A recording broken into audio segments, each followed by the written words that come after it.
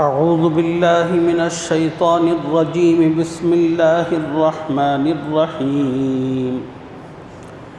والذين كفروا أعمالهم كسراب بقيعة يحسبه الظمآن ماء حتى إذا جاءه لم يجده شيئا ووجد الله عنده فوفاه حسابه والله سريع الحساب.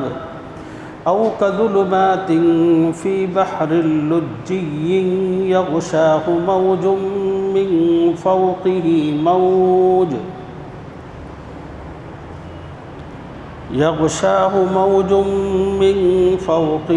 موج من فوقه سحاب ظلمات بعضها فوق بعض إذا أخرج يده لم يكد يراها ومن لم يجعل الله له نورا فما له من نور.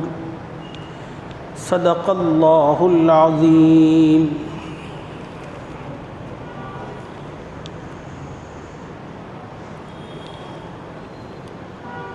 گزشتہ سبق میں آپ حضرات کی خدمت میں نور ہدایت کو بیان کیا گیا تھا. یہ نور ہدایت مومن کے دل میں ہوتا ہے. قرآن و سنت کا نور جب اس نور سے ملتا ہے تو اس کی روشنی میں کئی گنا اضافہ کرتا ہے. پھر اللہ تعالیٰ نے اس کے بعد کی آیت میں ایمان والوں کو بتایا کہ یہ نور ہدایت اکثر مسجدوں میں ہوتا ہے، اور اس نور ہدایت سے کون استفادہ کریں گے؟ اللہ نے ان کی بھی صفات بیان فرمائی. اس نور ہدایت سے وہ بندے استفادہ کرتے ہیں جن کو دنیاوی مشغولیات اللہ کے ذکر سے، اللہ کی یاد سے کبھی غافل ہونے نہیں دیتی.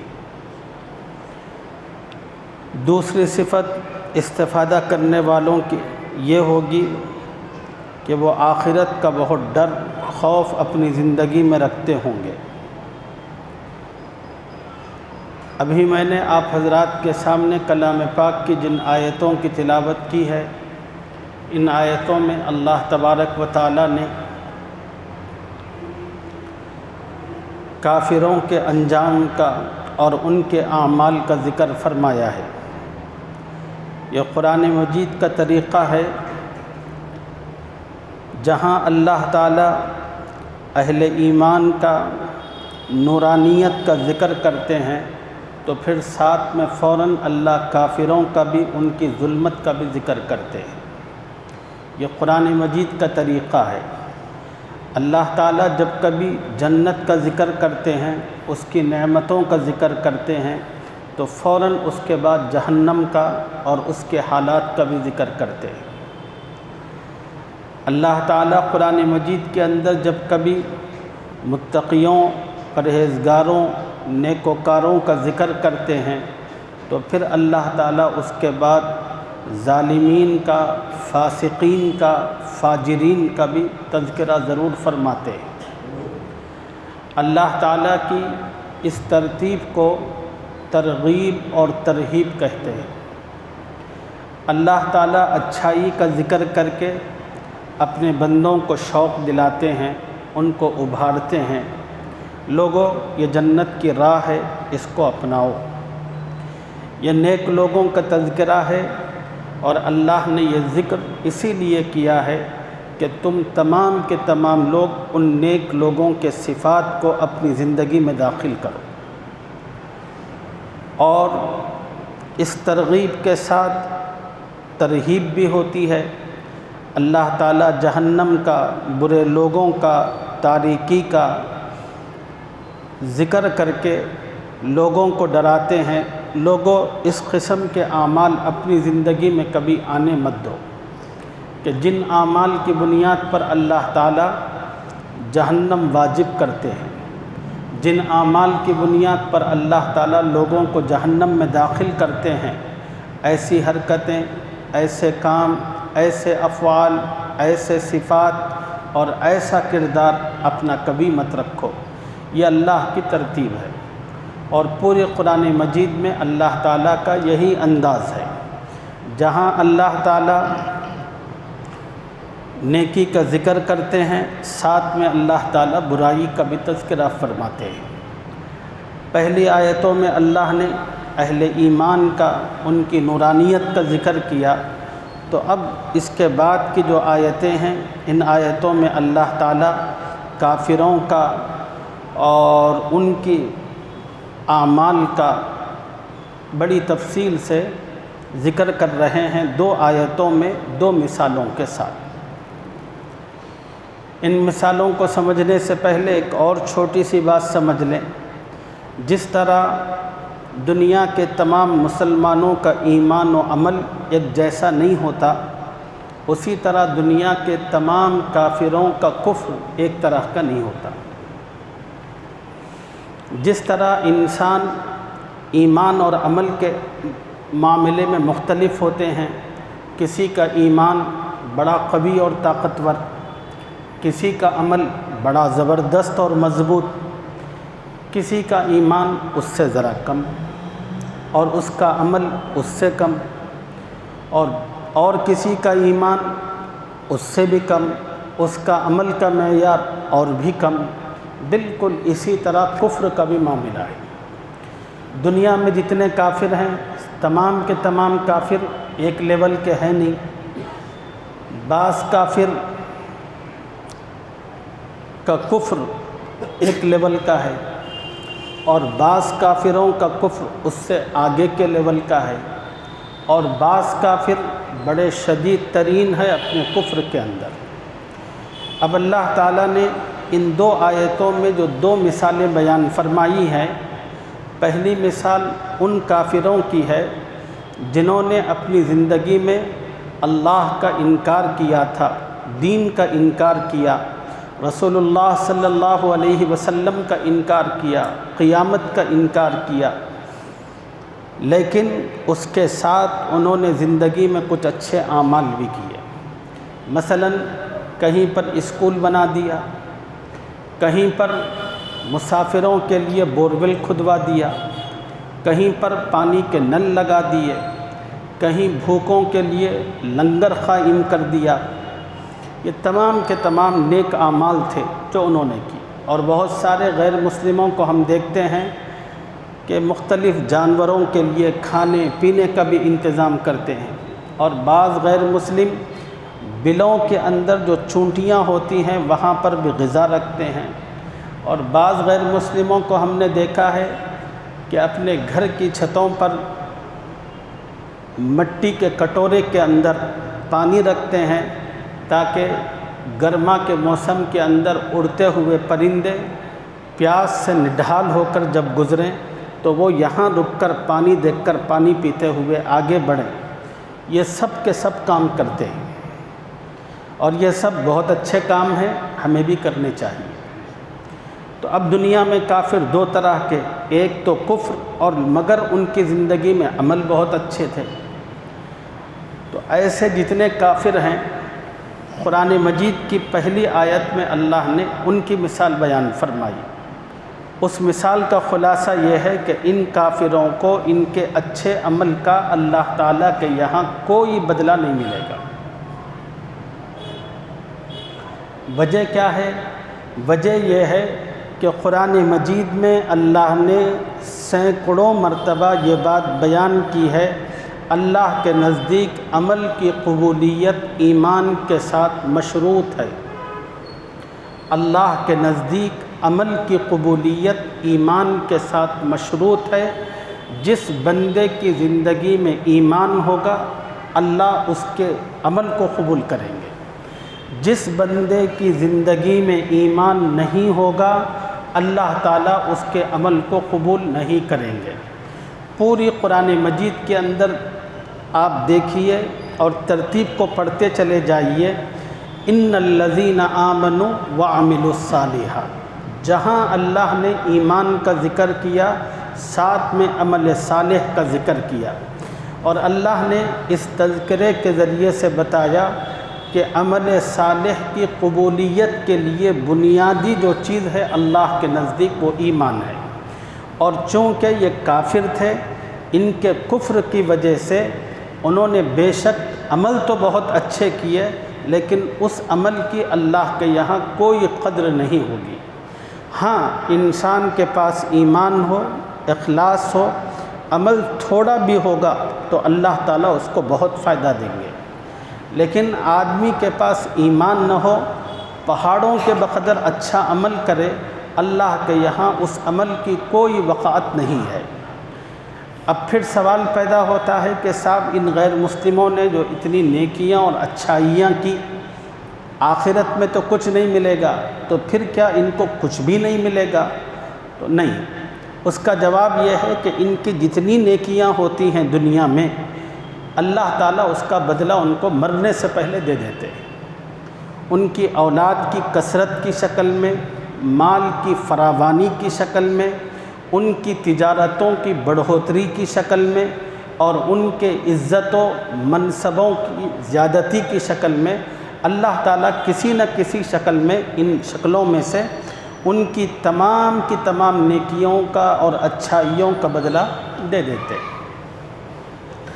اب وہ کافر جو اس قسم کے دنیا میں اچھے اعمال کر رہے ہیں، وہ یہ سمجھتے ہیں کہ ہم بڑے پنیہ کا کام کر رہے ہیں، نیکی کا کام کر رہے ہیں، اور قیامت کے دن جب ہم اللہ کے حضور حاضر ہوں گے تو ہماری نیکیوں کا ہمیں بہت اچھا بدلہ ملے گا، یہ لوگ سمجھتے ہیں۔ اور جب ان میں سے کوئی مرے گا اور حشر کے میدان میں جب یہ اللہ سے ملاقات کرے گا اور اپنے دل و دماغ میں بڑی امید اور توقع رکھا ہوا ہوگا کہ میں نے دنیا میں اپنی زندگی میں فلاں کام کیے، اب مجھے بہت بدلہ ملے گا، لیکن وہاں اس کو کچھ نہیں ملے گا۔ اللہ نے اس کی مثال دی، ان کافروں کو جو دنیا میں نیکی کرتے تھے، آخرت میں کس قسم کی ان کو پشیمانی ہوگی اپنے اعمال پر۔ اس کی مثال بیان فرمائی، جیسے ایک ریتیلا میدان ہے بہت بڑا، چاروں طرف ریت ہی ریت ہے، اور سخت ترین دھوپ اس ریت پر پڑ رہی ہے۔ اب ایک آدمی جو اس میدان کے اندر موجود ہے، اچانک اس کو دھوپ کی شدت سے وحشت ہوتی ہے اور گلا سوکھتا ہے اور پیاس لگتی ہے۔ اب جب آدمی کو پیاس لگتی ہے تو آدمی پانی کے لیے بے قرار اور پریشان ہوتا ہے، اور پریشان ہو کر جب نظر دوڑاتا ہے تو ریتیلے میدان میں جب دھوپ اس پر شدید پڑ رہی ہو، لگتا ایسے ہے کہ وہاں پر سمندر ٹھانٹے مار رہا ہے۔ اب یہ اپنی پیاس کو بجھانے کے لیے ہانپتا کانپتا دوڑتا وہاں پہنچتا ہے۔ جب وہاں پہنچتا ہے تو کیا دیکھتا ہے؟ وہاں پانی وانی کچھ نہیں ہے، صرف ریت ہی ریت ہے۔ اللہ نے فرمایا ان کی مثال بھی اعمال کی ایسی ہی ہے کہ یہ غیر مسلم یہ سمجھتے تھے اپنی زندگی میں کیے جانے والے اعمال پر ہمیں بہت بدلہ ملے گا، بہت بدلہ ملے گا، لیکن جب وہ وہاں پہنچیں گے آخرت میں اللہ کے پاس، تو جس طرح سراب سے آدمی دھوکہ کھاتا ہے اور جب منزل پر پہنچتا ہے تو اس کو کچھ نہیں ملتا، ایسے ہی ان غیر مسلموں کو بھی جنہوں نے زندگی میں نیک عمل کیا تھا وہاں ان کو کچھ نہیں ملے گا۔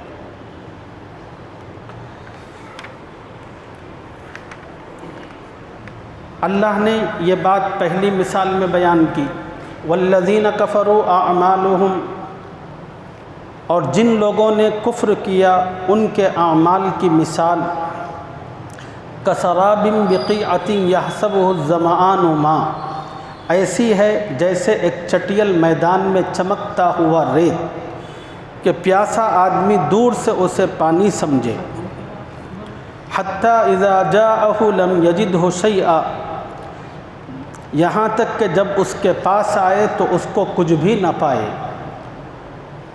ووجد اللہ عندہ، اور اللہ ہی کو اپنے پاس پائے، فوفاہ حسابہ، وہ اس کا حساب پورا چکا دے، واللہ سریع الحساب، اور اللہ جلد حساب لینے والا ہے۔ یعنی جب ایسے کافر اللہ کے پاس پہنچیں گے تو اللہ تعالیٰ ان کے تمام اعمال کا جلد حساب لیں گے۔ او کظلمات فی بحر لجج یغشاہ موج من فوقہ موج من فوقہ سحاب۔ اب اس آیت مبارکہ میں اللہ تعالیٰ ان کافروں کی مثال بیان فرما رہے ہیں جو ٹھیٹ قسم کے کافر تھے اور ان کی زندگی میں کوئی اچھا عمل نہیں تھا۔ پہلی آیت میں تو اللہ نے ان کافروں کی مثال بیان فرمائی جن کا کفر تھا لیکن عمل اچھا تھا۔ اب اس آیت مبارکہ میں ان کافروں کی مثال بیان کی جا رہی ہے جو عقیدے کے اعتبار سے بھی گندے تھے، عمل کے اعتبار سے بھی گندے تھے۔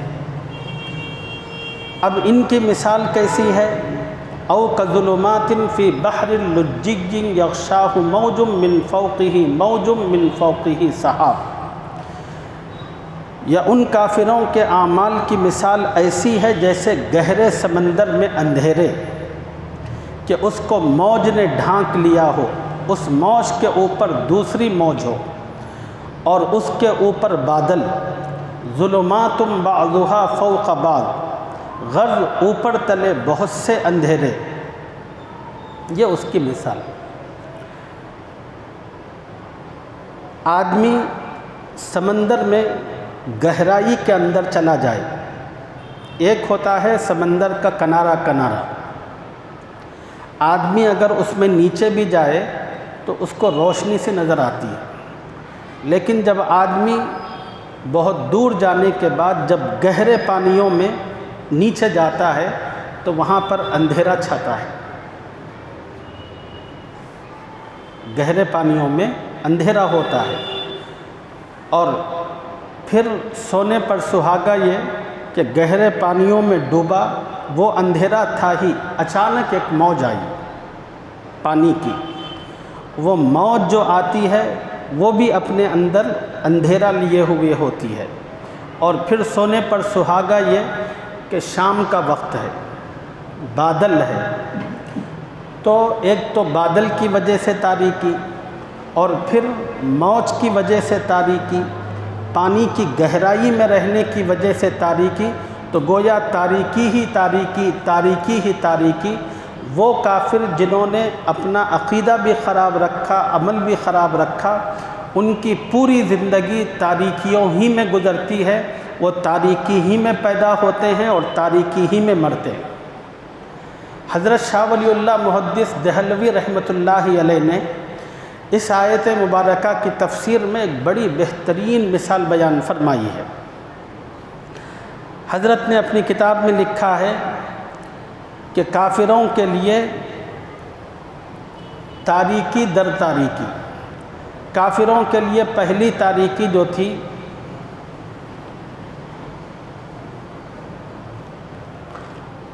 وہ تھی ظلمت تباہ، کہ وہ ساری کی ساری زندگی تمام کے تمام کافر کھانے پینے میں، نوکری حاصل کرنے میں، روزگار بنانے میں، بیوی میں، بچوں میں، بس اسی میں پھنسے رہے۔ جتنے کافر ہیں وہ ساری زندگی اپنی تمام تر توانائی انہی چیزوں میں صرف کرتے ہیں، کھانا پینا، بچے پیدا کرنا، کاروبار سیٹ کرنا، نوکری لینا اور اپنی تمام چیزوں کو بہتر سے بہتر کرنا، ہر قسم کی آسائشات کو حاصل کرنا، اس کو کہتے ہیں ظلمت تباہ۔ پھر جب یہ تمام کی تمام چیزیں ان کی زندگی میں سیٹ ہوتی ہیں، ان کو نوکری ملتی ہے، ان کو عہدہ ملتا ہے، ان کا کاروبار سیٹ ہوتا ہے، ان کی شادی ہوتی ہے، ان کے بچے ہوتے ہیں اور ان کے بھی سب چیزیں صحیح ہوتی ہیں، تو پھر جب یہ اس مرحلے سے نکلتے ہیں تو اللہ ان کو دوسری تاریکی میں داخل کرتا ہے جس کو ظلمت رسوم کہتے ہیں، رسم و رواج۔ وہ یہاں سے نکلے تو دوسری تاریکی میں پھنسے۔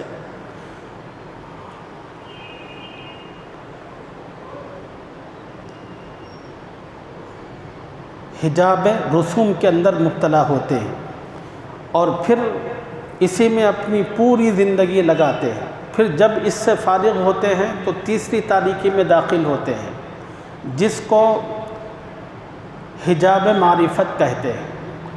ایسا نہیں ہے کہ کافر اللہ کو نہیں پہچانتے، اللہ کو پہچانتے ہیں مگر غلط پہچانتے ہیں، اللہ کو پہچانتے ہیں مگر صحیح خدا کو نہیں پہچانتے، غلط کو پہچانتے ہیں۔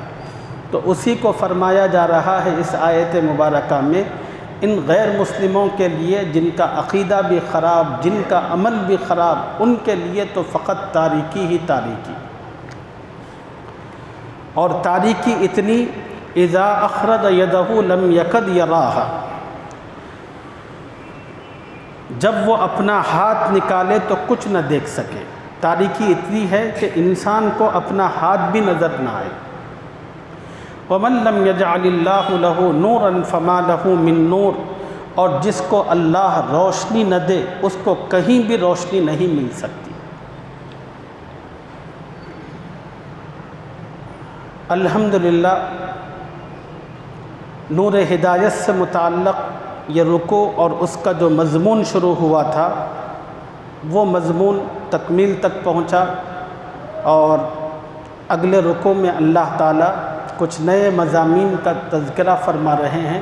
انشاءاللہ اس سے متعلقہ تفصیل اگلے سبق میں آپ حضرات کی خدمت میں عرض کریں گے۔ اللہ مجھے اور آپ کو قرآن پاک کا صحیح فہم اپنے کرم سے نصیب فرمائے، اور اس سے جو ہدایتیں، جو روشنی ملتی ہے، اللہ تعالیٰ اس سے اپنے آپ کو مستفید کرنے کی توفیق عطا فرمائے۔